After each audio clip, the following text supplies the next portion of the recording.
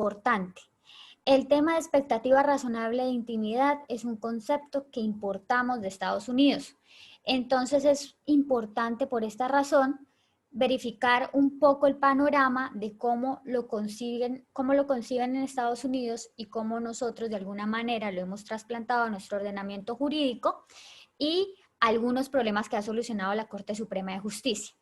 Este tema, a diferencia de otros que se desarrollaron en el libro, fue uno de los más complejos en el asunto de encontrar jurisprudencia de la Corte Suprema de Justicia en su sala penal. ¿Por qué? Porque al tener un desarrollo de un derecho fundamental, el derecho a la intimidad, tomamos mucho de justamente jurisprudencia constitucional. Entonces, hay muy pocas sentencias en relación pues con los otros estándares de la Sala Penal de la Corte Suprema de Justicia, pero pues es entendible por este aspecto. También antes de iniciar les quiero comentar que como yo hice parte de otros estándares, les puedo decir que este es uno de los más complejos en el punto de los problemas jurídicos y de soluciones pacíficas o de soluciones estándares. En realidad, al ser un tema de muchas veces juez de control de garantías, derechos fundamentales, ponderación al momento de decidir por parte del juez, es muy complejo decir en muchos de los problemas hay una solución 100% correcta, por decirlo de alguna manera. Entonces, eso lo vamos a estar viendo. Por supuesto que algunas cosas sí están ya bastante decantadas, pero otras no. Bueno, entonces iniciemos. Vamos a ver aquí. Ya. Entonces, tengo aquí un detalle. Ya. Por supuesto, tenemos una consagración convencional del derecho a la intimidad y esto lo voy a tocar básicamente rápido, pero sí es importante tener en cuenta la consagración convencional. Tenemos en el Pacto Internacional de Derechos Civiles y Políticos, en su artículo 17.1, nadie será objeto de injerencias arbitrarias o ilegales en su vida privada, su familia, su domicilio, su correspondencia, ni de ataques ilegales a su honra y reputación. Toda persona tiene derecho a la protección de la ley contra esas injerencias o esos ataques. Y en la Convención Americana sobre Derechos Humanos tenemos el artículo 11, protección de la honra y de la dignidad, y tenemos toda persona tiene derecho al respeto de su honra y el reconocimiento de su dignidad. Nadie puede ser objeto de injerencias arbitrarias o abusivas en su vida privada, en la de su familia, en su domicilio o en su correspondencia, ni de ataques ilegales a su honra y reputación. Toda persona tiene derecho a la protección de la ley contra esas injerencias o esos ataques. Entonces, ¿por qué es importante? Porque por supuesto que para el Estado colombiano es vinculante todo esto. La jurisprudencia ha desarrollado su doctrina en torno a tres grandes ejes temáticos o facetas del derecho a la intimidad, que es la vida privada e inviolabilidad del domicilio, la vida privada e inviolabilidad de las comunicaciones y la vida privada y la sexualidad. La regla que podemos abstraer es que respecto a la faceta de intimidad relacionada con la vida privada e inviolabilidad del domicilio, la Corte ha dicho, la Corte Interamericana de Derechos Humanos, en el caso de las masacres de Ituango, que el ámbito de la privacidad se caracteriza por quedar exento e inmune a las invasiones o agresiones abusivas o arbitrarias por parte de terceros o de la autoridad pública. En este sentido, el domicilio y la vida privada se encuentran intrínsecamente ligados, ya que el domicilio se convierte en un espacio en el cual se puede desarrollar libremente la vida privada. Todo esto es fundamental porque al ser bueno, no sé si en el auditorio hayan personas relacionadas con la fiscalía, pero sí es importante saber que el Estado colombiano pudiera tener una responsabilidad. Sí viola el derecho a la intimidad también en el ámbito internacional, ¿no? Las reglas sentadas por la Corte Interamericana de Derechos Humanos respecto a la vida privada e inviolabilidad de las comunicaciones, en el caso Tristán Donoso, en el cual un abogado alegó la responsabilidad estatal por la violación del derecho a la vida privada luego de la interceptación, grabación y divulgación de la conversación telefónica que había sostenido con uno de sus clientes, fueron las siguientes. De este caso, es un caso de un ciudadano panameño, nosotros tenemos la versión colombiana también de este caso, y es básicamente cuando violan comunicaciones de abogado con su prohijado, con su cliente. Entonces, la regla que se puede extraer es que el derecho a la vida privada no es un derecho absoluto y por lo tanto puede ser restringido por los estados siempre que las injerencias no sean abusivas o arbitrarias. Por ello, las mismas deben estar previstas en la ley, es decir, principio de legalidad. Segundo, perseguir un fin legítimo, criterio de razonabilidad. Y tercero, cumplir con los requisitos de idoneidad, necesidad y proporcionalidad en su sentido estricto, es decir, deben ser necesarias en una sociedad democrática, que es el test de proporcionalidad. La regla 2 que se puede extraer de esta sentencia, y esto pues se los estoy hablando, les estoy hablando de manera muy rápida porque yo sé que a ustedes les interesa es conocer el caso colombiano. Regla 2, la protección a la vida privada se concreta en el derecho a que sujetos distintos de los interlocutores no conozcan ilícitamente el contenido de las conversaciones telefónicas o de otros aspectos como los ya mencionados propios del proceso de comunicación. Por supuesto que estamos expuestos a ser interceptados, pero de manera legal. Lo que no está permitido es ilícitamente que se conozcan estas comunicaciones. Ahora vamos con la consagración constitucional. Pero antes, recuerdo la congresista, el nombre de la congresista, Piedad Zucardi. Es como les estaba diciendo, la versión colombiana de este caso.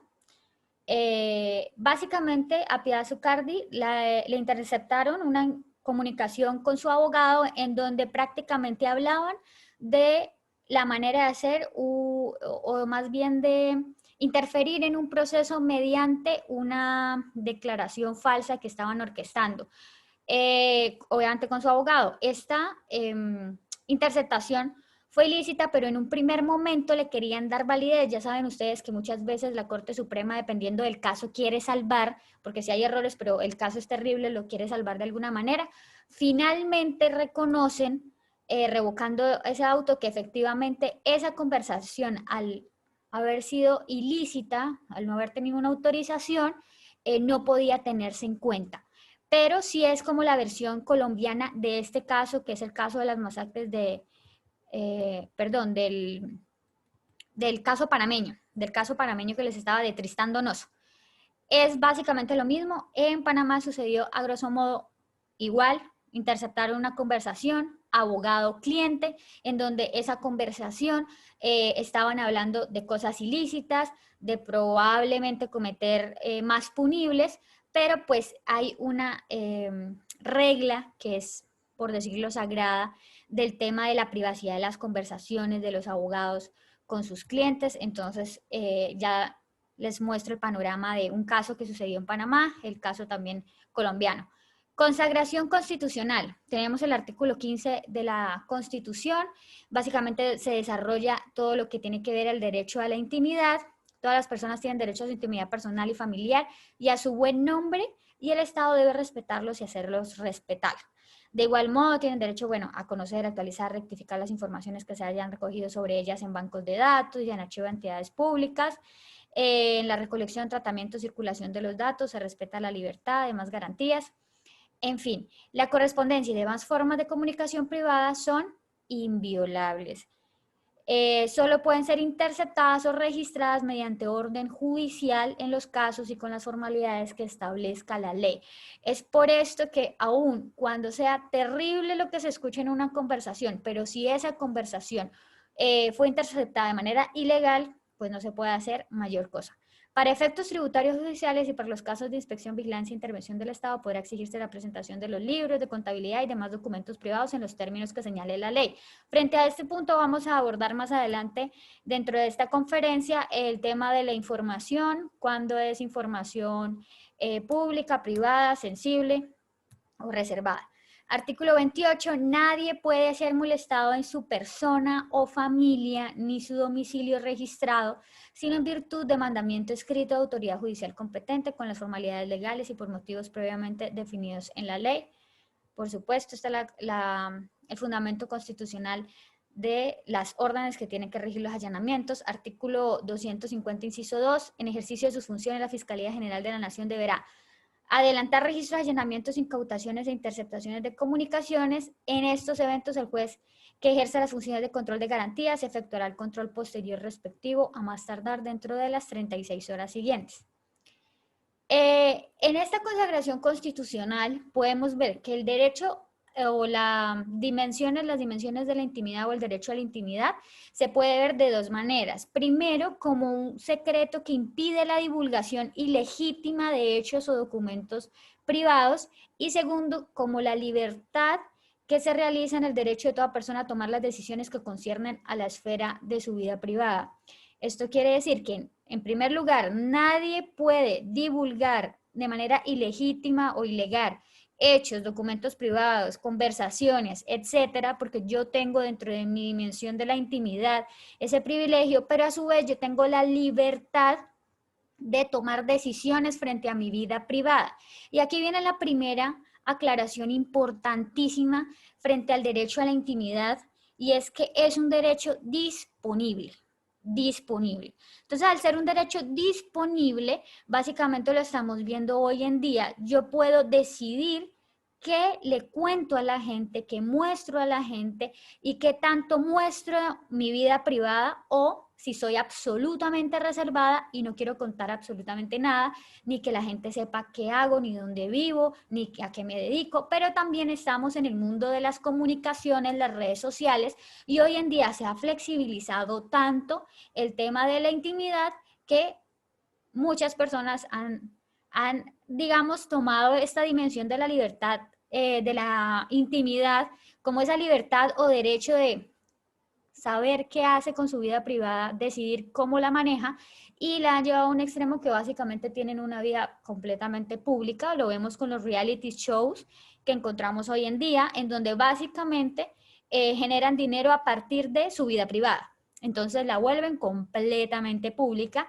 completamente disponen de esa intimidad que, como una libertad en su dimensión, lo pueden hacer perfectamente. Pero eso nos va a generar muchas preguntas muy interesantes. Facetas, ámbitos o esferas del derecho a la intimidad. A nivel general son cuatro. Tenemos derecho a la intimidad personal, tenemos derecho a la intimidad familiar, tenemos derecho a la intimidad social y tenemos derecho a la intimidad gremial. Y en sentido estricto, entonces tenemos las relaciones familiares, nuestras costumbres, nuestras prácticas de nuestra salud, nuestro domicilio, nuestras comunicaciones personales, los espacios para la utilización de datos a nivel informático, creencias religiosas, secretos profesionales.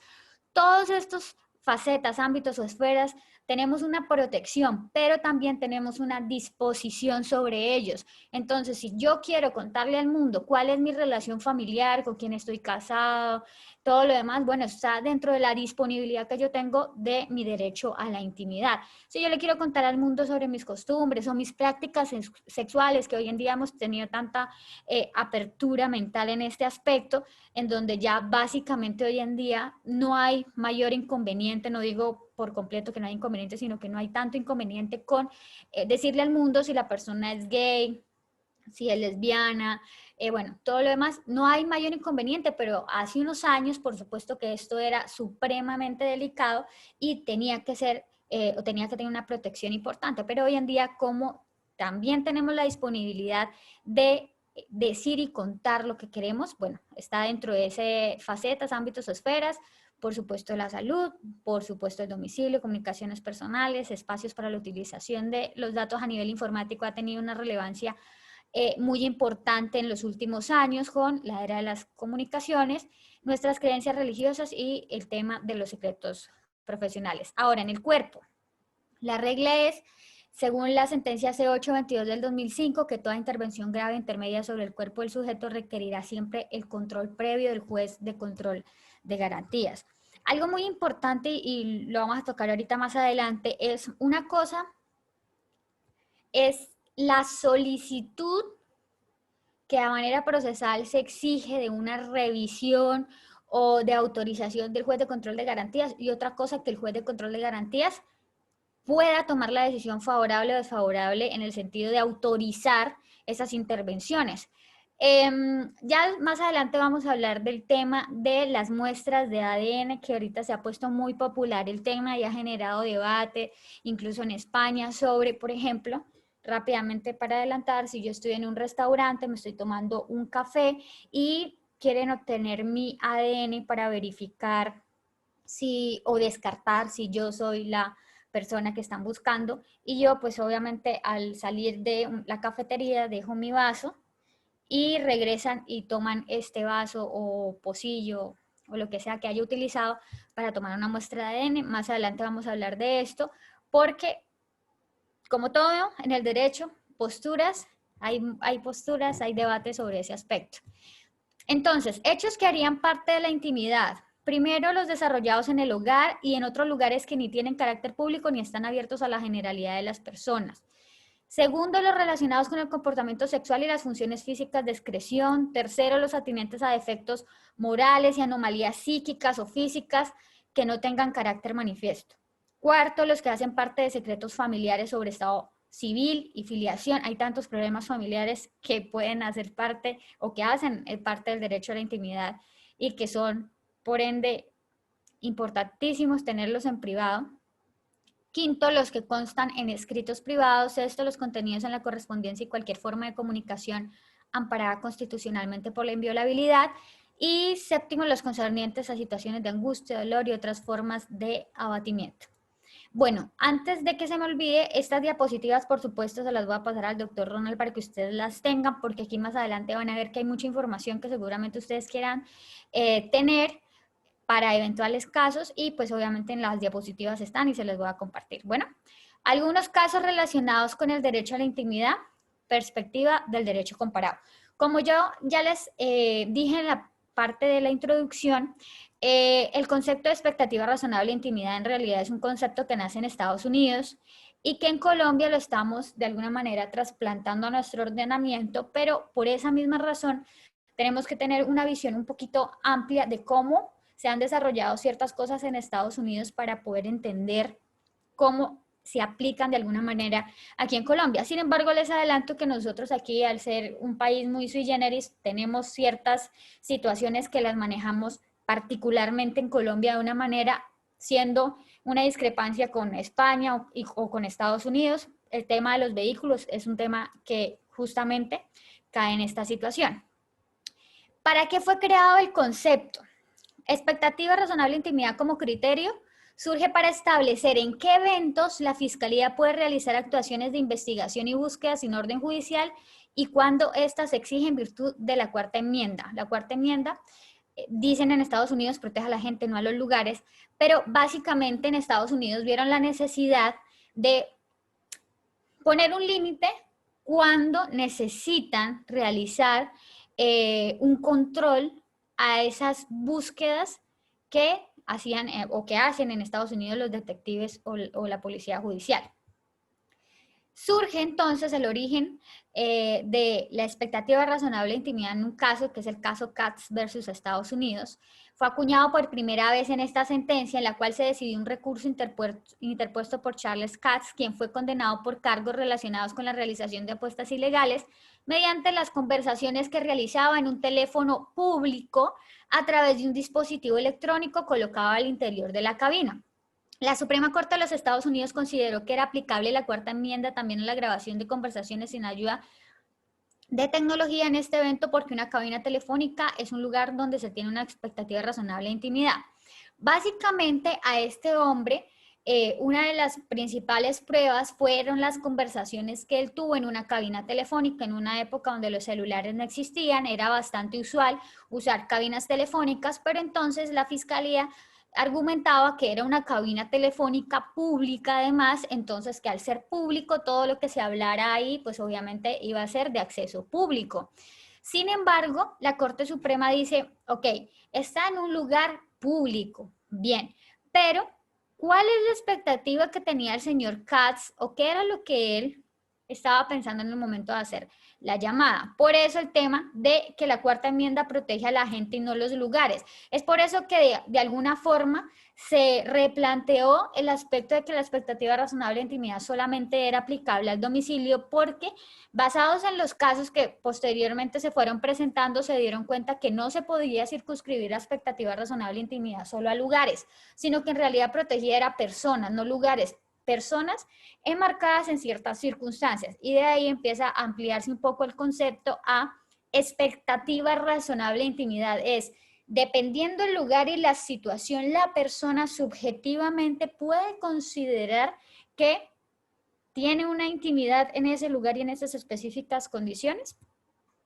El voto concurrente de esta sentencia del juez Harlan señaló que en estos eventos es necesario hacer un test dual en el cual los individuos deben demostrar dos cosas. Primero, una expectativa subjetiva actual de privacidad y segundo, que la sociedad pueda asumir esta expectativa como razonable, la cual se debe reconocer en el hogar de la persona, pero no frente a objetos, actividades o declaraciones que exponga a plena vista de terceros, doctrina que se ha adoptado en numerosas decisiones de la Corte de los Estados Unidos y de las Cortes Federales de algunos estados.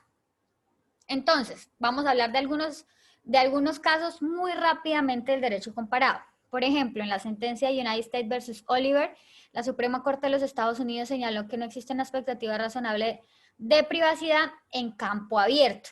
Y fíjense que estos tipos de conceptos los vamos a tener nosotros en nuestro Código de Procedimiento Penal, solamente que pues nosotros los tenemos compilados, ya lo tenemos decantado, los tenemos, digamos, bien seleccionados en los artículos cuando no hay expectativa razonable de intimidad, ya lo tenemos bien desarrollado, pero pues obviamente en Estados Unidos al tener este sistema de precedentes, poco a poco han ido decantando estas situaciones a partir de los casos que se van presentando. Entonces ahí pueden ver que cuando es campo abierto, que nosotros lo tenemos en nuestro ordenamiento jurídico, en realidad surgió de esta sentencia y luego nosotros lo hemos traído a nuestro ordenamiento jurídico. En la sentencia United States versus White, la Suprema Corte señaló que la participación de un agente encubierto en un diálogo en tiempo real con el sospechoso no vulnera la expectativa razonable de intimidad, pues siempre existe el riesgo de que el interlocutor sea un agente de persecución penal del infiltrado. Hay una forma muy particular de razonar de los americanos, ahí lo pueden ver, pero por ejemplo nosotros en Colombia sí tenemos, digamos, dentro de los medios de investigación particulares como es el agente encubierto, le tiene bastantes baremos para poder poner en ejercicio este medio de investigación.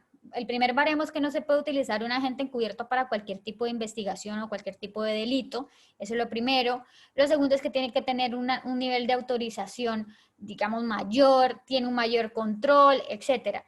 En Estados Unidos es un poco más abierto, pero aquí en Colombia de alguna manera, por la situación de nuestro país y todo lo demás, hemos optado por la visión de manejar un poquito más, con más límites, el uso de estos medios, por así decirlo, extraordinarios de investigación, porque, por ejemplo, un agente encubierto es tal vez uno de los niveles máximos de interferencia en derechos contra los ciudadanos, porque obviamente ahí se flexibilizan un montón de derechos, entre esos el de la intimidad, porque un agente encubierto puede tener acceso a muchísima información por medio del engaño, autorizado por el Estado, pero sin embargo esa es la razón, una de las razones principales de que este medio de investigación no se pueda usar ni en cualquier caso, ni en cualquier delito y que tenga más control que otros medios de investigación.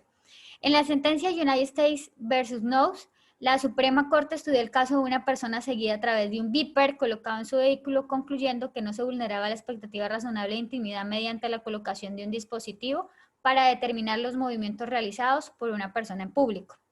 En la sentencia United States versus Caro, la Corte Suprema consideró que no existía un beeper, pero por colocarlo en una lata que era utilizada para hacer drogas ilícitas.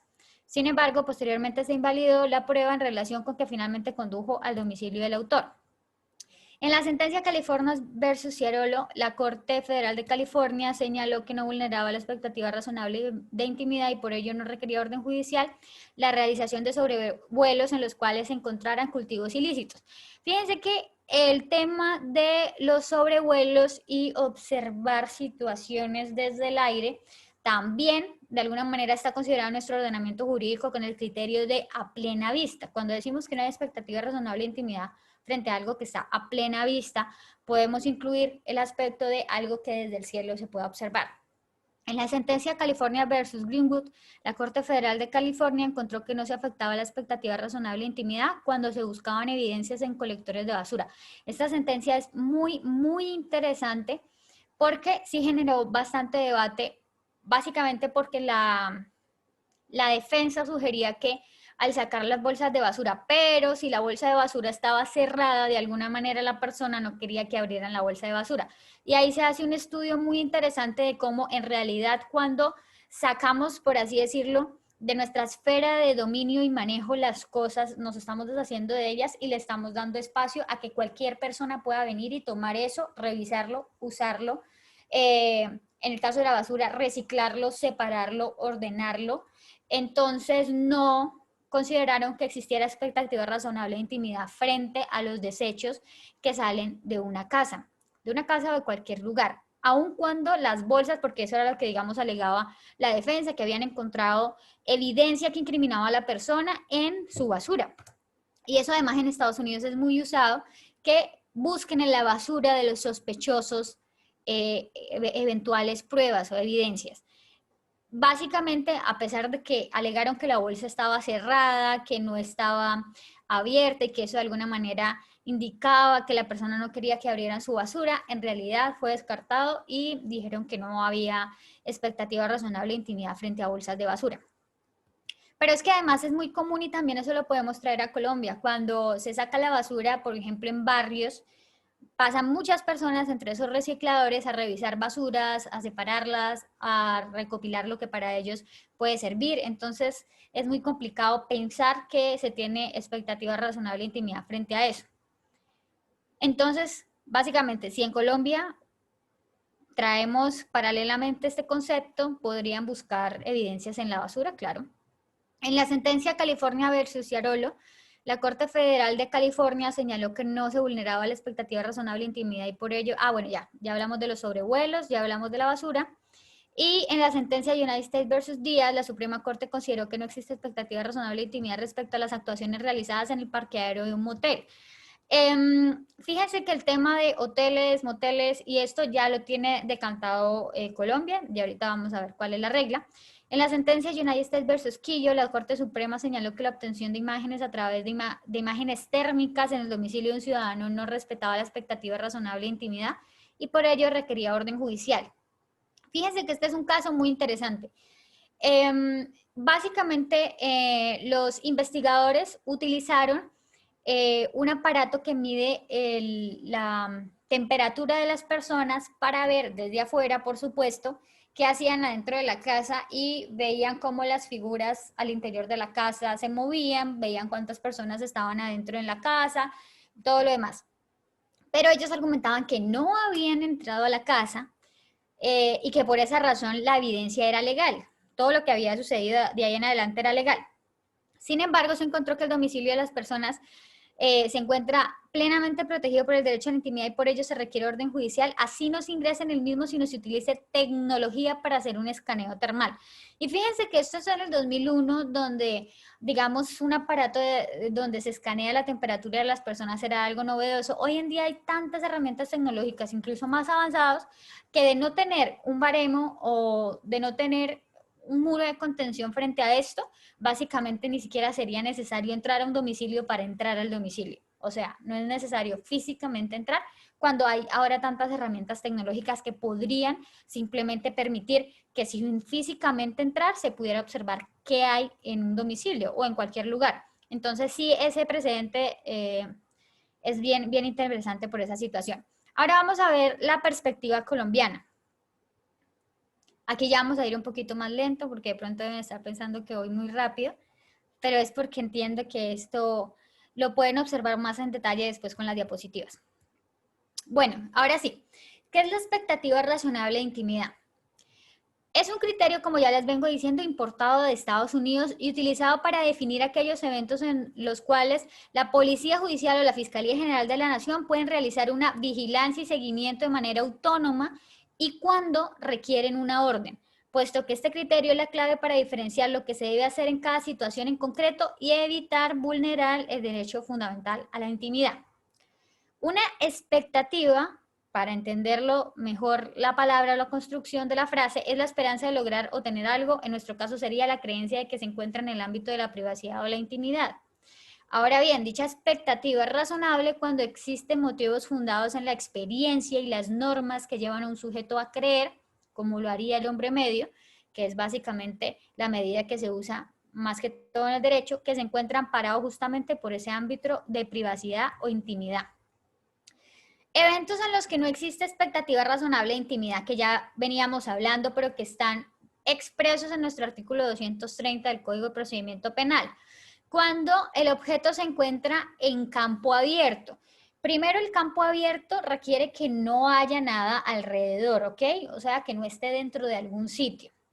Segundo, cuando el objeto se encuentra a plena vista. En esta hipótesis sí puede ser que esté en un lugar, pero se pueda observar.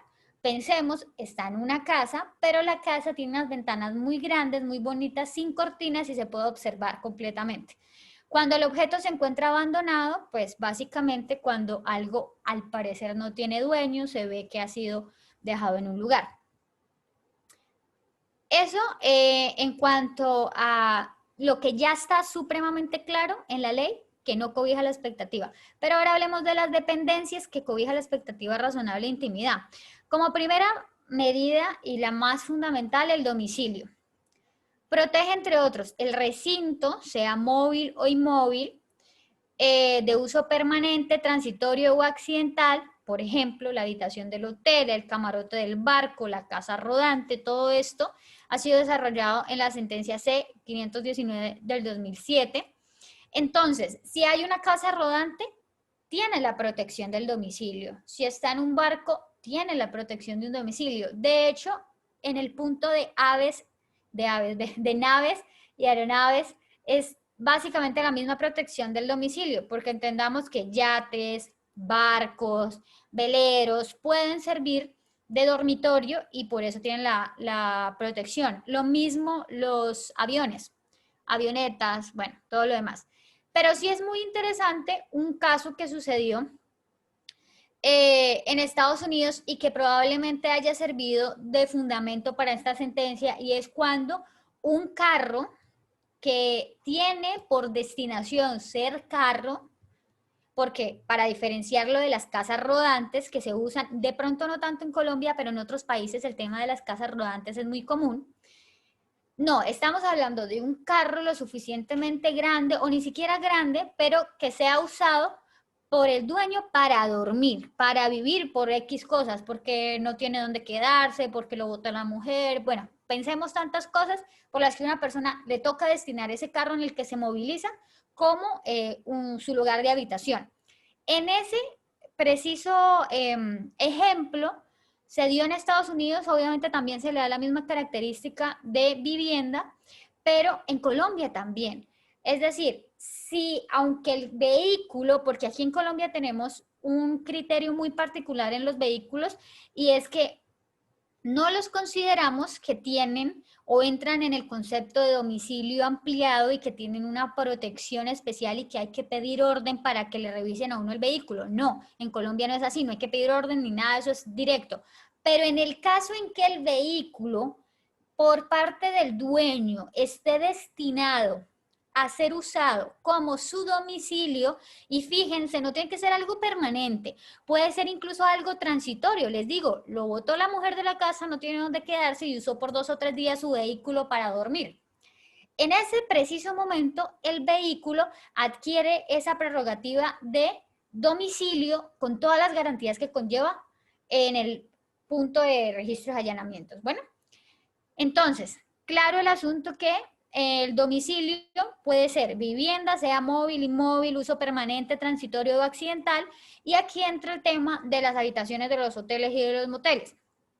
En ese punto, sobre todo en los hoteles, estamos hablando que la persona está usando como su domicilio de manera transitoria, incluso estamos hablando de momentos muy precisos, tiene la misma protección.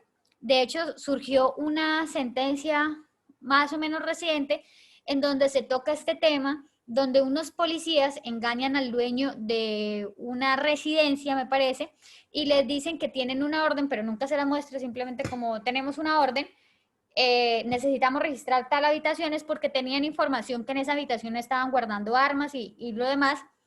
Y como sabían que el encargado tenía las llaves y que de alguna manera tenía, y pongo entre comillas, autorización, posibilidad de abrir la habitación, hacen que abra la habitación, y en la habitación efectivamente habían 2 mujeres, me parece, si no estoy mal, y encontraron unas armas. Bueno, hacen todo lo que tienen que hacer los policías, al momento del juicio llevan al dueño Y obviamente la defensa me parece una defensa bastante interesante, muy acuiciosa.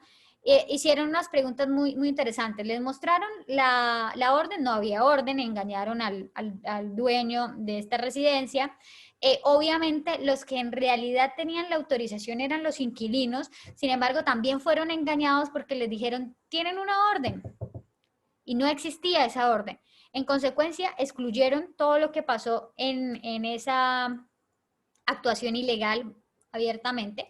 Pero fíjense que en una primera medida sí habían legalizado todo en garantías, pero vuelvo y les digo, hay cuestiones que ya estando en juicio se pueden evidenciar de mejor manera. Por ejemplo, en este caso llevaron al dueño de la residencia, le hicieron una serie de preguntas que llevaron a que la Corte Suprema de Justicia se diera cuenta que en realidad este señor fue engañado y que no fue, que simplemente como lo pusieron de presente los policías en esos momentos, el dueño, que era quien tenía la autorización de dejarlos pasar, libremente había accedido.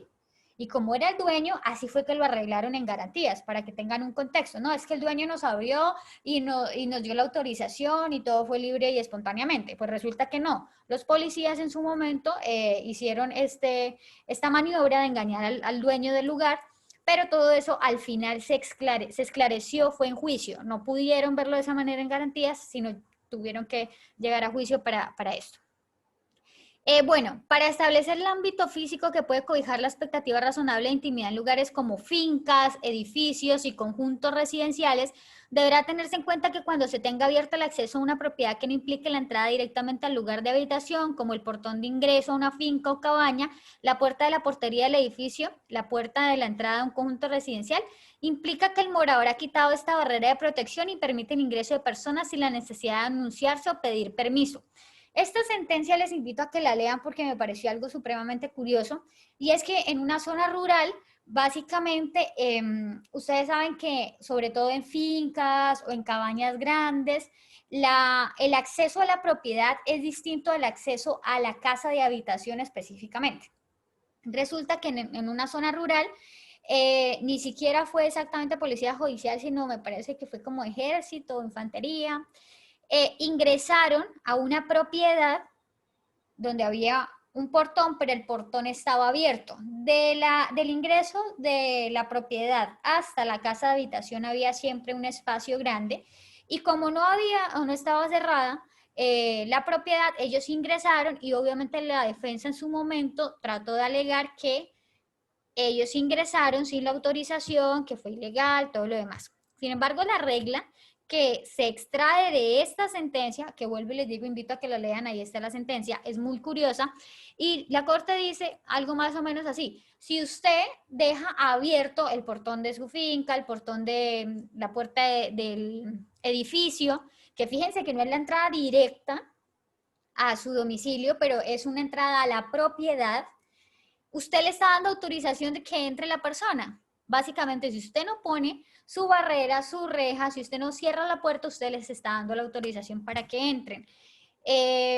Me parece curioso, pero esa es la regla que hay. Vale la pena discutir ese aspecto, porque fíjense que en esta sentencia fue algo rural, pero si trasladamos la regla a situaciones más de viviendas urbanas, podríamos hablar que si al vecino, si yo estoy en un edificio y al vecino se le olvidó cerrar la reja abajo cuando entró, entonces el vecino está dejando que las personas ingresen a todos estos corredores de la propiedad, porque esa es la regla. La regla es que si yo dejo o quito la barrera de protección, permito el ingreso de personas sin la necesidad de anunciarse o pedir permiso.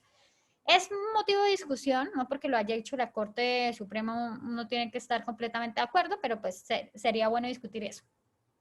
El domicilio ampliado, que es un término que ahora se ha tomado o se ha, digamos, desarrollado, hace referencia al domicilio corporativo de las personas jurídicas y a los otros espacios cerrados distintos del lugar de habitación, en donde existe un ámbito de intimidad a ser protegido, pero que es menor que el propio de las relaciones hogareñas.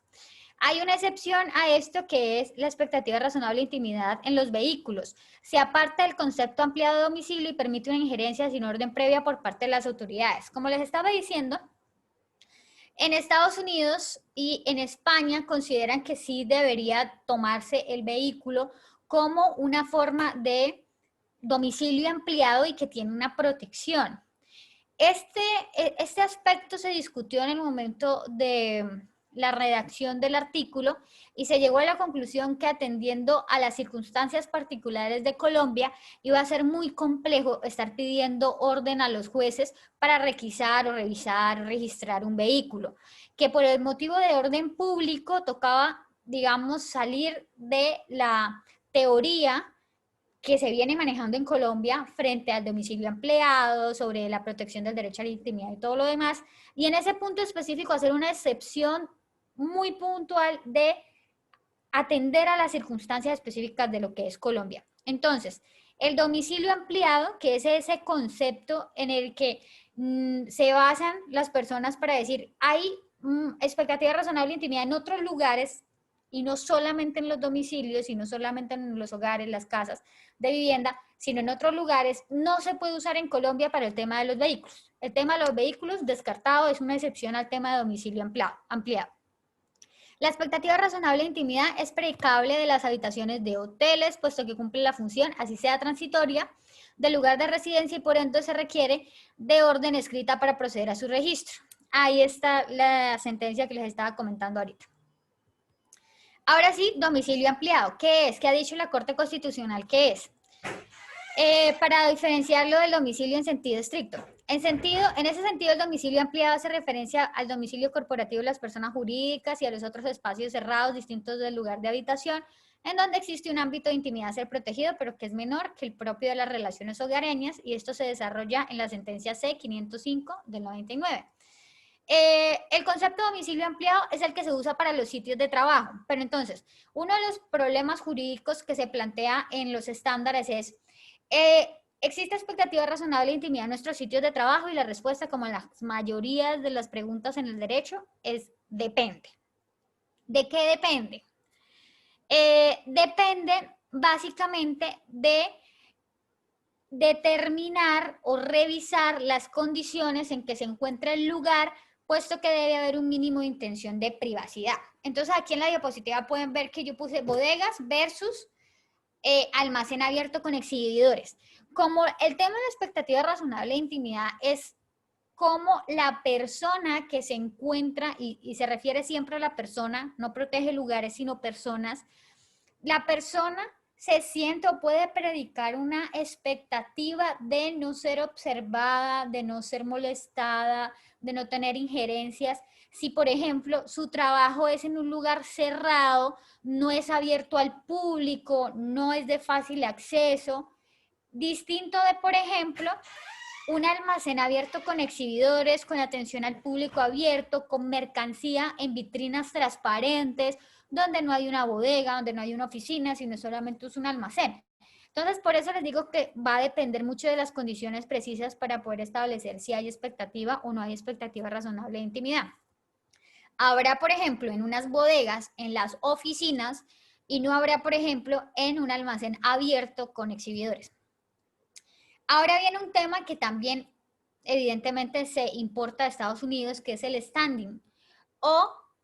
Esa es la palabra en inglés y el concepto en inglés, pero es el tema de quién puede alegar la vulneración de la expectativa razonable de intimidad. Ahí les dejé una sentencia en donde se habla de esto.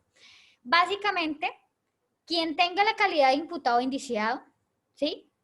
En el proceso, aunque no sea su casa, vale la pena, por ejemplo, si estamos hablando de, vamos a controvertir el tema de un allanamiento, pues el dueño de la casa es uno, pero el indiciado imputado es otro. El indiciado imputado siempre va a tener standing, legitimación, por decirlo de alguna manera, o la posibilidad de alegar la vulneración de la expectativa razonable de intimidad. Y segundo, quien tenga la titularidad de la expectativa razonable de intimidad frente al bien objeto de registro. Ahí sería, obviamente, el dueño o en su defecto el tenedor que esté viendo vulnerada su expectativa razonable. Ahora, por excepción se podrá ampliar el standing. ¿Cuándo?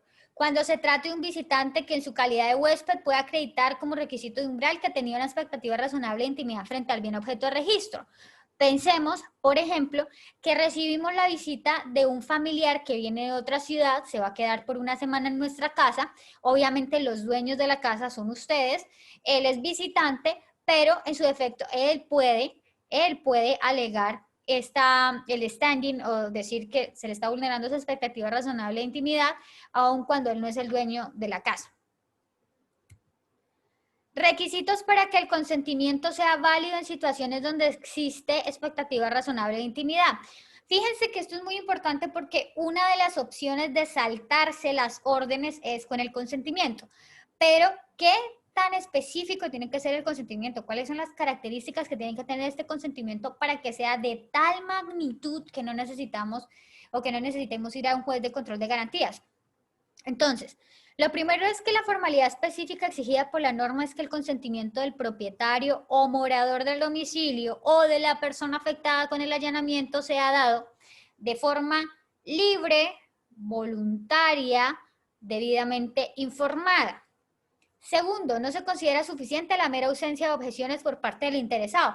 Pensemos, llega la policía, señor, nos deja entrar a su casa, nos deja entrar a su casa para, no sé, necesitamos revisar esa habitación que usted tiene al final de la casa. La persona no dice nada, de pronto porque le tiene miedo a la policía, porque de pronto piensa que si no dice algo, o sea, si dice algo, de pronto hasta lo arrestan, porque hay personas que le tienen, en vez de confianza, miedo a la fuerza pública, entonces no dice nada. Eso no sirve.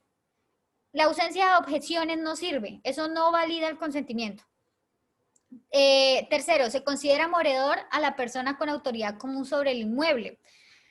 Aquí hay un tema que también es una sentencia bastante compleja que cuando la leí, les tengo que ser sincera, me dio un poco de susto porque se considera morador y en ese sentido la posibilidad de dar el consentimiento para que ingresen a la casa, hacer un registro de allanamiento a la persona con autoridad común sobre el inmueble. Por lo tanto, basta que el único morador que se encuentre en el inmueble en esa oportunidad acceda libre y voluntariamente a la petición de la autoridad para explorar el lugar. Ahí está la sentencia para que ustedes lo lean. Esa sentencia habla de una muchacha de servicio, una señora del servicio, una persona que está ayudando en el aseo, mantenimiento de una casa, un lugar, en donde llegan, le dicen a la señora, señora, somos la policía, policía judicial, no tenemos una orden, fueron súper claros, pero necesitamos ingresar, necesitamos revisar esto, usted nos permite la entrada.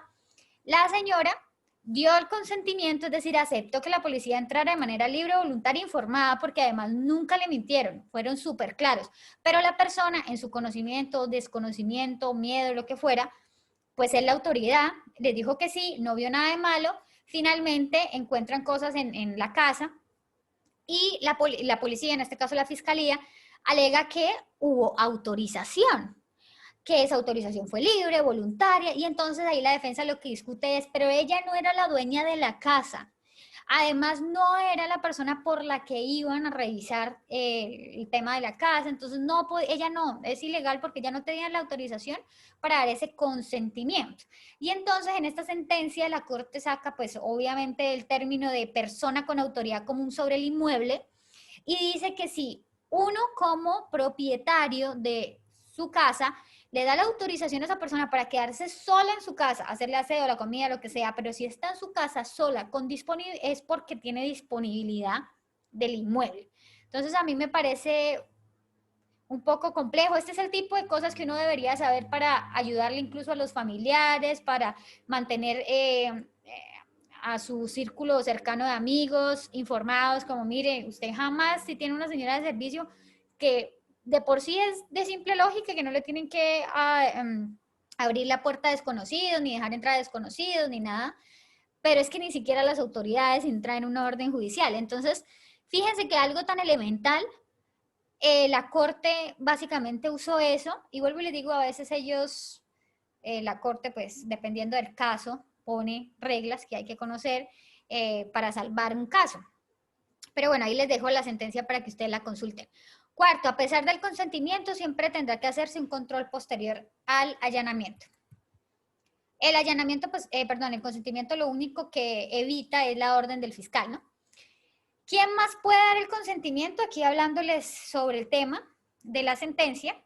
es la persona con autoridad común sobre el inmueble. Aquí puse una partecita de la sentencia de la Corte. Dice, no obstante, es lo cierto que una persona con autoridad común sobre el inmueble, la empleada doméstica de Blanca Ramírez Caicedo, a cuyo cargo estaba su hijo. Ah, ya me acordé. Además, la Corte utiliza que la señora cuidaba al niño. Entonces, que si la señora Blanca, que me parece que era la procesada, le daba la autoridad a esta persona para cuidar su hijo, que qué más importante que un hijo, que quién le suelta el hijo a cualquier persona, entonces que cómo podría pensarse que ya no tenía autoridad sobre el inmueble. Independientemente de que fuera no vinculada al proceso y que no residiera permanentemente en la vivienda, autorizó voluntariamente tanto el acceso de los uniformados de la SIJIN a la residencia como el registro de la misma, circunstancia que constituye una excepción válida de la orden judicial por parte del fiscal. Ahí tienen la regla, se las dejé. Recuerden que estas diapositivas van a tenerlas ustedes. Esto por cuanto en estricto sentido no cabe hablar de allanamiento cuando la penetración de la autoridad del domicilio ajeno se realiza con la quisiencia del morador o persona con autoridad común sobre el bien inmueble y esta permite la revisión del lugar. Ahí está entonces la sentencia. Como pueden ver, temas complejos, temas, digamos, de minucias que llaman, ¿no? Y sobre todo temas de casos en concretos. Hay muchos casos que no han llegado a la Corte Suprema colombiana, que no se han definido, que lo más cercano que tenemos es asuntitos del derecho comparado que nos pueden dar luces para ver si se nos presenta algo similar, poder argumentar en cierta medida. Ahora hablemos de la expectativa razonable de intimidad de los niños, niñas y adolescentes respecto de sus padres. Criterio auxiliar, nada más se ha pronunciado hasta el momento en eso, pero digamos ya hay una serie de reglas. Los padres en ejercicio de la patria potestad constitucional y legalmente se encuentran autorizados para asistir, orientar y controlar las comunicaciones de sus hijos menores de edad, limitados solamente por la menor afectación de otras prerrogativas y por la finalidad de protección y garantía de los derechos fundamentales de los niños, niñas y adolescentes. Los padres, en cumplimiento de la responsabilidad parental, las obligaciones de asistencia y protección, el ejercicio de los deberes de cuidado, acompañamiento y orientación de sus hijos menores para garantizarles la plena maduración de sus capacidades físicas, intelectual, moral, más allá de los límites que fija el derecho a la intimidad, tienen la facultad de acceder a las comunicaciones de las plataformas tecnológicas que los niños, niñas y adolescentes reciben y abordan. En consecuencia, la revisión y seguimiento que hagan los padres a sus menores hijos, a sus redes sociales y correo electrónico, no puede entenderse como una verdadera vulneración a su derecho a la intimidad, puesto que esa facultad es otorgada a los padres con su deber de protección y cuidado. Bueno, pensemos que los padres tienen muchos deberes en relación con sus hijos y uno de esos deberes implica el de cuidado. Y hoy en día, en la era de las redes sociales y en la era de la información, tienen acceso a muchas plataformas de comunicación en donde al mismo tiempo que se conectan están expuestos a demasiadas situaciones que ustedes conocen.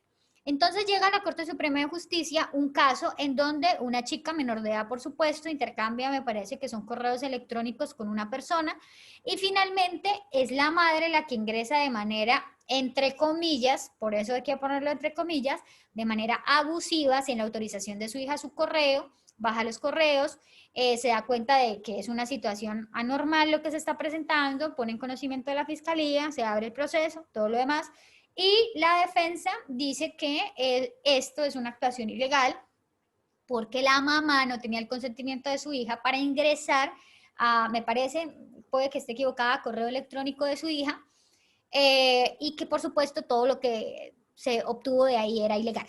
Entonces la Corte realiza básicamente un análisis sobre estos deberes de cuidado y vigilancia que tienen que tener los padres con sus hijos y básicamente establece la regla que todos los menores de 18 años no tienen privacidad en relación con sus padres, ellos pueden acceder a su teléfono, a su correo, a sus redes sociales, revisar las conversaciones, con quién hablan, con quién no, obviamente amparados en este deber de protección y cuidado con los menores, atendiendo a todo lo que tienen hoy en día los jóvenes cercano y que los puede exponer a tantas cuestiones que hay hoy en día. Por supuesto que usted le dice esto a un muchacho de 16, 17 años y se va a escandalizar porque va a decir, ¿cómo se le ocurre? Yo le voy a mostrar mi celular a mi papá.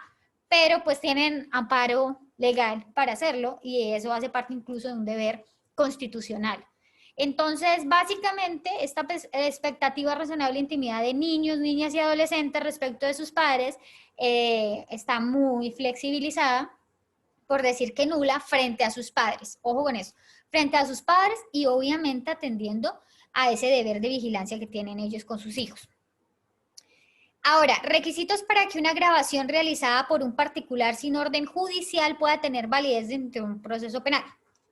Aquí ya tenemos doctrina probable sobre este punto. Hay muchas sentencias en realidad. Creo que es de las pocas cosas que está supremamente decantada frente al asunto de expectativa razonable de intimidad, que se ha alegado en varias oportunidades y se ha sido reiterada la regla por parte de la Corte Suprema de Justicia.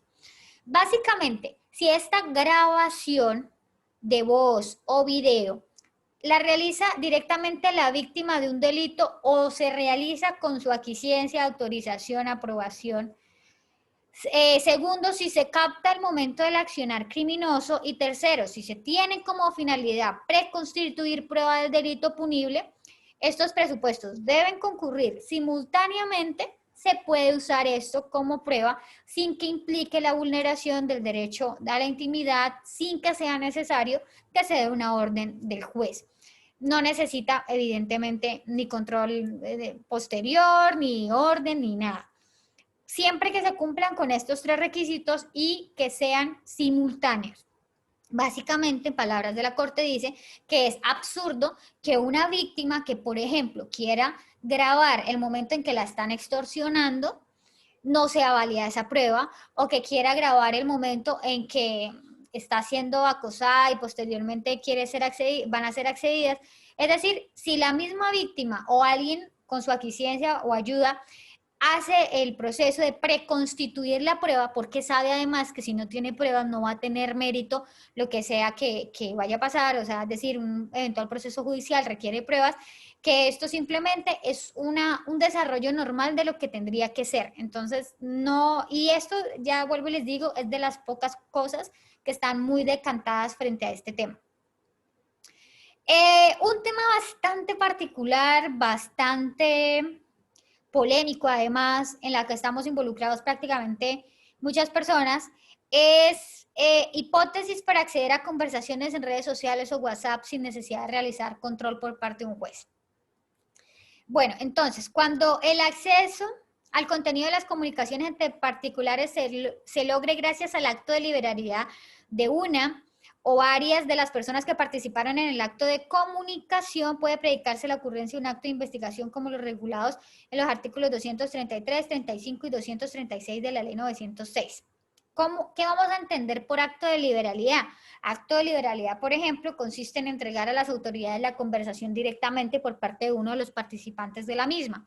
Pensemos, tenemos un grupo de WhatsApp, tenemos una conversación de WhatsApp solamente de 2 integrantes y conversamos diferentes cosas por ahí. Si uno de los dos o de las personas que están en esa conversación decide entregar voluntariamente o lo que llama la Corte mediante un acto de liberalidad de esta conversación a las autoridades, no requeriría un control para el juez. Y esto pasó en un caso, además, en donde el abogado defensor atribuía que en esa conversación de 2 personas que además en su momento eran pareja, hablaban cosas, incluso información reservada, sensible, porque hablaban de prácticas sexuales y demás, y que pues obviamente, ¿cómo era posible que una conversación con temas tan privados y tan íntimos iba simplemente a salir a la luz porque uno de ellos decidía mostrarla? Y pues la Corte dice que sí, que eso es un acto de liberalidad de una de las partes y bueno, por más de que se hable lo que sea y sea información sensible, si uno de ellos autoriza o la da a las autoridades, se tiene que tener como válida. Por supuesto, vuelvo y les digo, puede que no nos guste este concepto, pero es de momento las reglas que se pueden observar por parte de la Corte Suprema de Justicia. Este tipo de renuncias a la intimidad frente a las comunicaciones puede darse, entre otros, en contextos como los siguientes. Da ejemplos en estas situaciones, en estos autos. En realidad fueron unos autos porque era la resolución de la aceptación de unas evidencias en audiencias preparatorias. Entonces dice la Corte, Les ponemos unos ejemplos para que tengan ustedes una idea de cuándo no es necesario el control por parte del juez. Ejemplo, cuando la víctima que entrega una carta, copia, un correo electrónico, un mensaje de texto guardado en su teléfono, etcétera, como soporte de su denuncia o como evidencia que puede resultarle útil a la fiscalía para el esclarecimiento de los hechos. Segundo, cuando ese mismo tipo de información se encuentra en poder de un testigo que decide entregarla voluntariamente o para que la fiscalía o la defensa la utilice con fines judiciales. Tercero, cuando el partícipe en la comunicación decide poner su contenido en conocimiento de la fiscalía o la defensa, así no la haya documentado.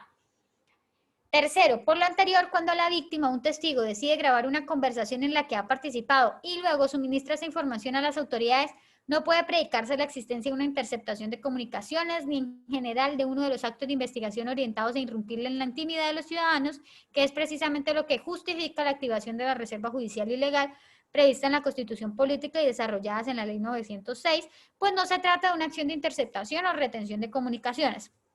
¿Esto qué nos lleva a pensar?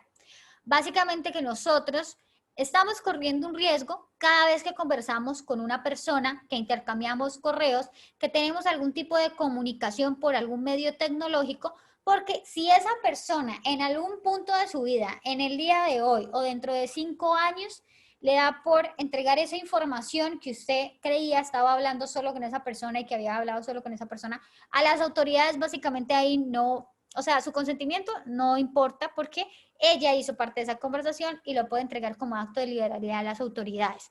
Entonces, no está de más, obviamente, hacer siempre la sugerencia que las conversaciones hay que saberlas llevar en redes sociales. WhatsApp, una red social tan popular, es básicamente un banco de evidencias de todo tipo.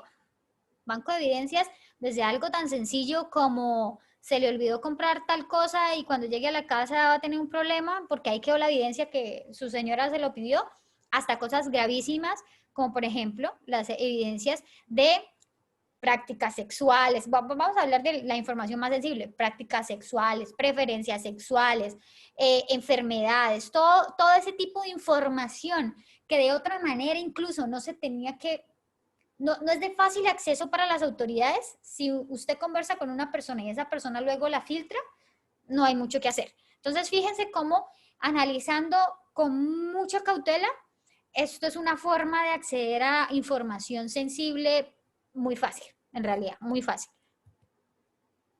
¿Cuándo existe expectativa razonable de intimidad en el uso de ondas de radiocomunicación? Esto fue un problema jurídico que se vio en la sentencia del coronel Plazas Vega, en donde se establece una regla sobre el punto específico de las frecuencias usadas con radio, en este sentido. Y obviamente por, digamos, haciendo un paralelo con otros espectros electromagnéticos, se puede usar también. Básicamente, en la sentencia nos dicen que la frecuencia utilizada por los radios militares de la época, además de no estar codificada, permitía su captación sin dificultad alguna por cualquier clase de receptor, en razón a que operaba por una frecuencia comercial, como lo explicará el radioaficionado Pablo Montaña. Desde esa óptica habría una renuncia a esa zona o esfera personalísima del individuo protegida por la ley, en cuanto los militares que hablaban por ese medio lo hacían sin prevención por la reserva de su conversación al utilizar otros canales o líneas distintas a las oídas de los particulares cuando consideraban necesario hacerlo, por lo cual no existía una expectativa razonable de intimidad que ameritara protección legal. Básicamente porque usaron unas frecuencias que eran comerciales, que cualquier aficionado al radio podía escuchar.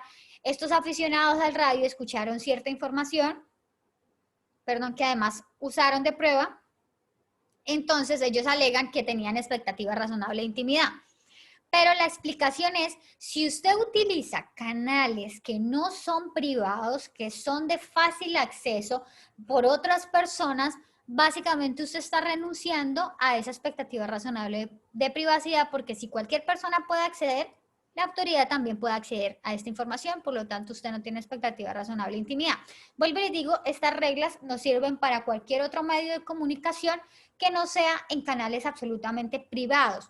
Pensemos walkie-talkies, si es que se pudieran intervenir de alguna manera, o cualquier otro tipo de medio de comunicación que no sea un canal único privado. Ahora, los establecimientos carcelarios pueden incluirse en el concepto de domicilio para efectos de la protección de la expectativa razonable de intimidad de las personas que se encuentran recluidas o deben ser excluidas de esta categoría. Y si la privación de la libertad en el lugar de domicilio aplican las mismas reglas. Esta es una pregunta además muy interesante porque hay una justificación, unas razones para diferenciar el establecimiento carcelario del domicilio. Vamos a ver, la expectativa razonable de intimidad en una celda no puede equipararse a la expectativa razonable de intimidad que se tiene sobre el lugar de residencia. Así en estricto sentido, la celda es el lugar en el que habita el recluso, puesto que la salvaguarda de la seguridad del centro penitenciario es un bien mayor que debe protegerse a costa de limitar en alguna medida el derecho a la expectativa razonable de intimidad que tiene el deber de soportar el procesado por la sanción impuesta. Si la privación de la libertad es en lugar de residencia, la solución al problema jurídico cambia. Fíjense, en el establecimiento carcelario, el recluso ve reducida su expectativa razonable de intimidad y muchos otros derechos casi que anulados, pero digamos, en expectativa razonable de intimidad la ve reducida en mucha medida, básicamente porque hay un bien mayor que es la seguridad del centro penitenciario, la seguridad de los otros reclusos, la seguridad en general. Esto tiene prevalencia frente a la expectativa razonable de intimidad que puede tener el recluso. Sin embargo, cuando hablamos de la privación de la libertad en un lugar de residencia, la solución al problema cambia porque el domicilio donde está recluido el procesado seguramente se encuentra habitado por otras personas, familiares, amigos, etcétera, que particularmente deben tener la protección a la expectativa razonable de intimidad, por lo que de entrada no sería jurídicamente adecuado pensar que las revisiones realizadas a las celdas, en el caso de las cárceles, puedan darse en estos lugares sin autorización de autoridad competente, porque como bien saben ustedes, en la cárcel hacen este tipo de cosas de revisar las celdas, bueno, en algunas, más que en otras. Revisión de celdas, revisión de pertenencias, hacen hasta inventarios, bueno, tienen este tipo de actividades obviamente en busca de garantizar la seguridad, de evitar todas estas cosas que se ven en las cárceles, pero aunado a la eventual presencia en la residencia de otras personas que puede no darse, por ejemplo, se encuentra que no existe la razón que fundamenta la revisión de las celdas en la cárcel, que es la seguridad del centro penitenciario, puesto que un lugar de habitación no necesita de las medidas de seguridad del reclusorio. En la eventual hipótesis de que existan razones suficientes para pensar que al interior de la casa hay armas, drogas o se esté con elementos de un delito, se debe proceder como indica la ley 906 respecto a los registros y allanamientos. Entonces, a pesar de que pareciera que son situaciones similares, la persona que está recluida en un centro o en un establecimiento carcelario y otra que está recluida en su lugar de residencia, frente al derecho de la intimidad, tienen soluciones a los problemas jurídicos muy distintos. Acceso a la información e intimidad. En cuanto al tema de búsqueda selectiva en base de datos, tema muy interesante. No se puede realizar una búsqueda selectiva en base de datos sin orden previa del juez cuando se trate de datos personales organizados con fines legales y recogidos por instituciones o entidades públicas o privadas debidamente autorizados para ello. Ahí tenemos la sentencia. Entonces, para poder establecer esto, hay que tener conocimiento de la información y cuándo se necesita obviamente control del juez dependiendo de la información. Entonces tenemos información pública que es aquella que puede ser obtenida y ofrecida sin reserva alguna y sin importar si la misma es una información general, privada o personal. Por ejemplo, ahí puse las sentencias ejecutoriadas, se vuelve una información pública, no requerimos que nos dé autorización el juez. Existe una información que podemos denominar semiprivada, que es la que recoge información personal o impersonal y que para cuyo acceso y conocimiento existen grados mínimos de limitación, de tal forma que la misma solo puede ser obtenida y ofrecida por orden de autoridad administrativa en el cumplimiento de sus funciones o en el marco de los principios de la administración de datos personales. Ejemplo, los datos de la seguridad social es un dato que podemos acceder básicamente sin autorización de juez, aunque contiene información personal, pero están en bases de datos de acceso público. Podemos revisar con el número de cédula básicamente en qué EPS están y todo este tema de seguridad social es un buen ejemplo. Ahora viene la información privada, que es la que contiene datos personales e impersonales, pero por encontrarse en un ámbito privado solo puede ser obtenida y ofrecida por orden de autoridad judicial en el cumplimiento de sus funciones. Entonces hablamos de los extractos bancarios, los libros de los comerciantes, las historias clínicas.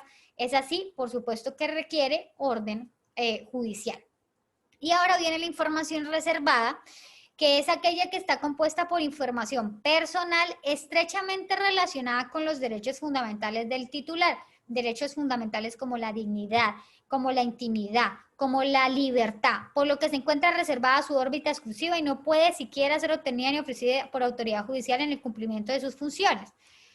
Ejemplos de esto: la información genética, los datos sensibles relacionados con la orientación sexual, ideología política, ya dije orientación sexual, sí.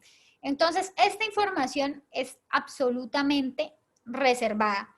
Y de hecho, un juez no puede simplemente ordenar que alguien diga, usted es homosexual o heterosexual. No existe la posibilidad. Ahora, reglas según la Corte Constitucional para la búsqueda selectiva en base de datos. No se requiere cuando se trata de información pública o semiprivada. Se requiere cuando se trata de información privada, pero necesitará orden judicial previa. Y en cuanto a la información reservada, su recaudo en una investigación no puede producirse mediante la consulta selectiva de base de datos y por lo tanto la misma solo podrá ser proporcionada por el titular del dato. Es decir, solo tendrá la autorización el titular de esta información. Solamente yo puedo decidir si le digo a un juez si yo soy homosexual o soy heterosexual.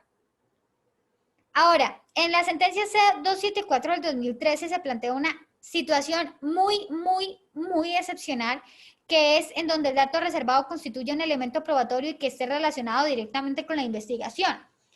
Pensemos que sea un dato estrictamente necesario, fundamental para determinar la responsabilidad de esa persona. Ahí podría pensarse que esa información es relevante para el caso, pero seguramente en la mayoría de los casos, saber si es homosexual o heterosexual no define si es responsable penalmente. Serían casos muy extremos. Estamos hablando de situaciones en donde sea de tal relevancia esa información que en general define si es responsable o no. Vuelvo y les digo, es muy complicado que se dé, pero pues esa situación está en esta sentencia.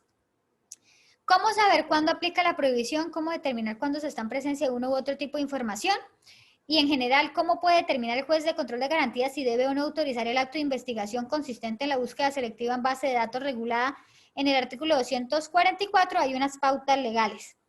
Las disposiciones normativas tales como las contenidas en la Ley Estatutaria 1581 del 2012, mediante la cual se dictan disposiciones generales para la protección de datos personales, o en la Ley 1266 de 2008, mediante la cual se dictan disposiciones generales sobre la habeas data y se regula el manejo de la información contenida en base de datos personales, en especial la financiera, crediticia, comercial, de servicios y lo proveniente de terceros países, entre otras. Algo muy importante es que una cosa es que la persona o el fiscal solicite la búsqueda selectiva en base de datos porque eventualmente pueda darse, y otra cosa que el juez de control de garantías lo autorice.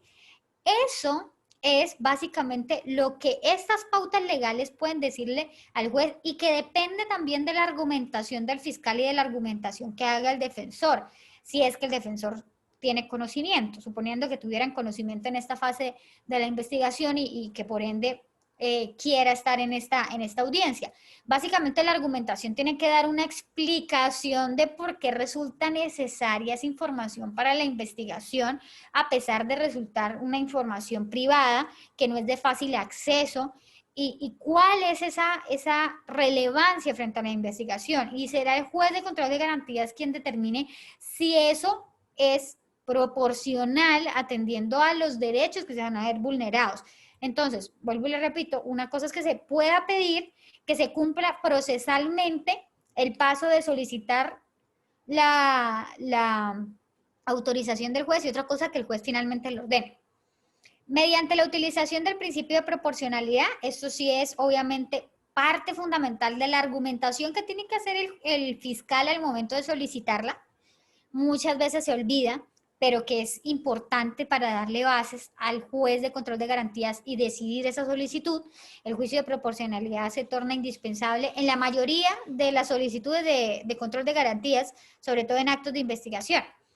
Eh, Tienen que argumentar la finalidad, que es legítima imperiosa, y obviamente al ser de proporcionalidad, determinar que es idónea, que es necesaria, ponderar los derechos y las finalidades buscadas en la medida en concreto que resulte, que no resulte desproporcionado. ¿Por qué les digo esto?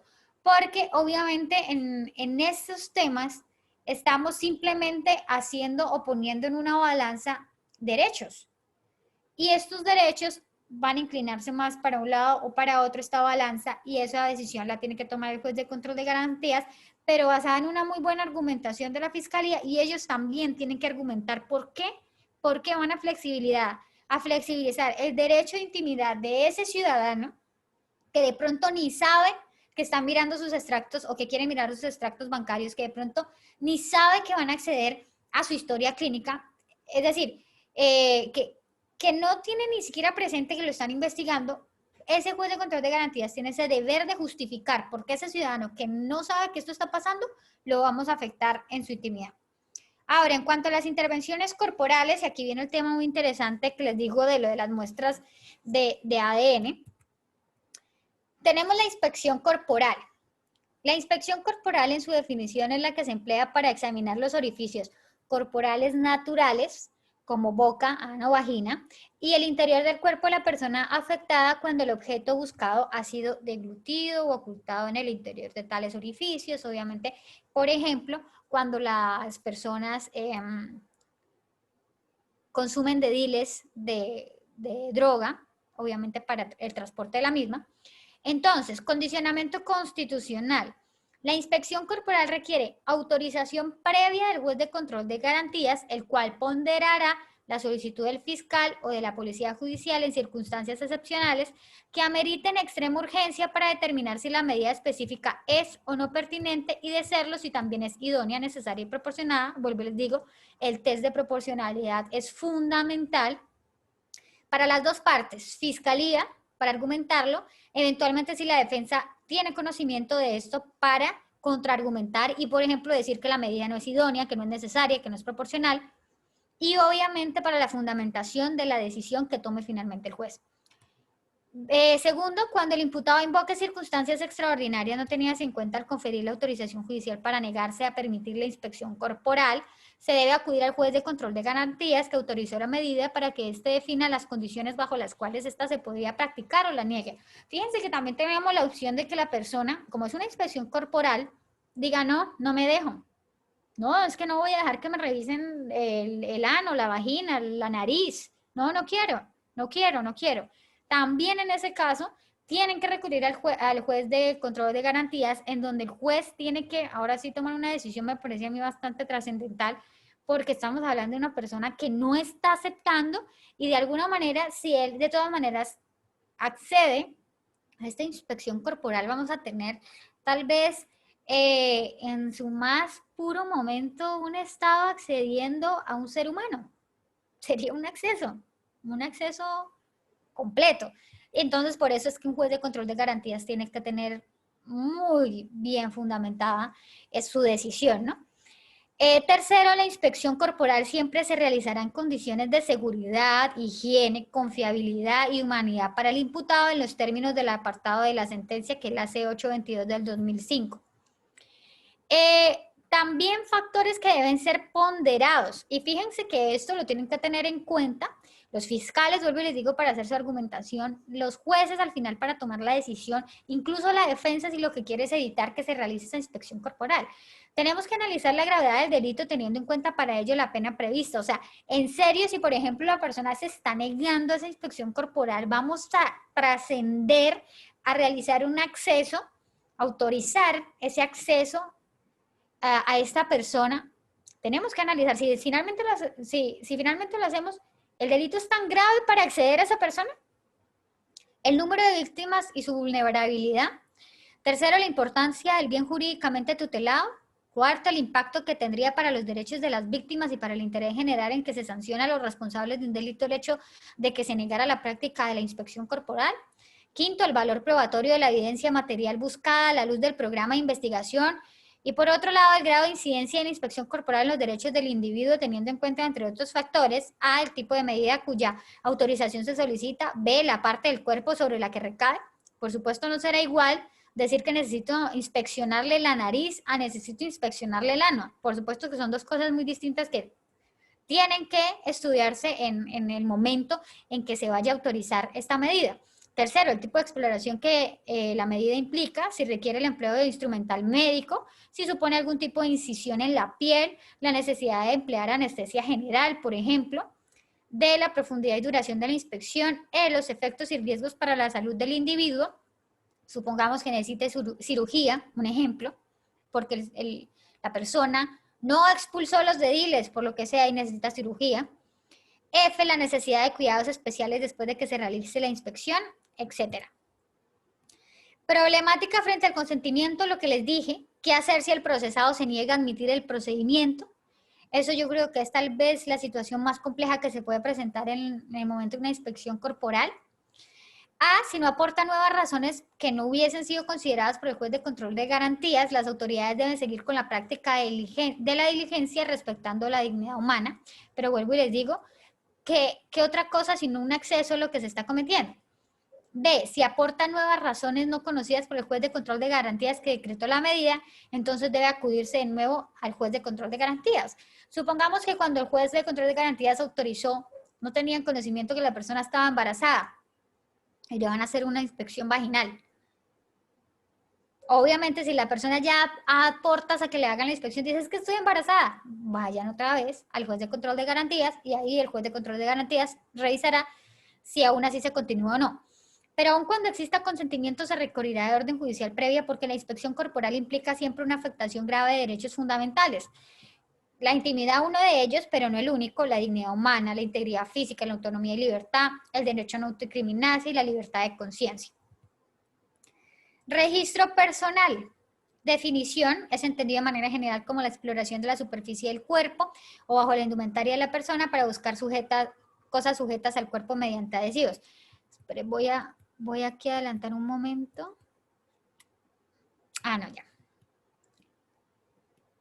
Entonces, condicionamiento constitucional. Salvo el registro incidental a la captura, el registro corporal requiere autorización previa del juez de control de garantías, el cual ponderará la solicitud del fiscal o de la policía judicial en circunstancias excepcionales que ameriten extrema urgencia para determinar si la medida es pertinente o no y de serlo, si es idónea, necesaria y proporcionada en las condiciones del caso. El juez de control de garantías también definirá las condiciones bajo las cuales ésta se podrá practicar en el evento de que la persona sobre la cual recae el registro se niegue a su práctica. Cuando se trata de registro personal del imputado, la norma exige la presencia de su defensor. Igualmente, el artículo 248 exige además que se observen toda clase de consideraciones compatibles con la dignidad humana. En este sentido, es compatible con la dignidad humana, entre otras cosas, lo siguiente, que cuando se trata del registro de áreas con connotación sexual o del cuerpo desnudo de la persona, el registro se realice con el mayor decoro y consideración posible.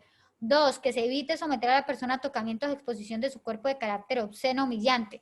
3, que la medida se realice en condiciones de seguridad, higiene, confiabilidad y humanidad para la persona sobre la cual recae la medida. Condicionamiento constitucional también para que el registro incidental a la captura sea constitucionalmente admisible, se requiere que primero se trate de una captura legítima, ordenada por un juez, se realice inmediatamente después de la captura.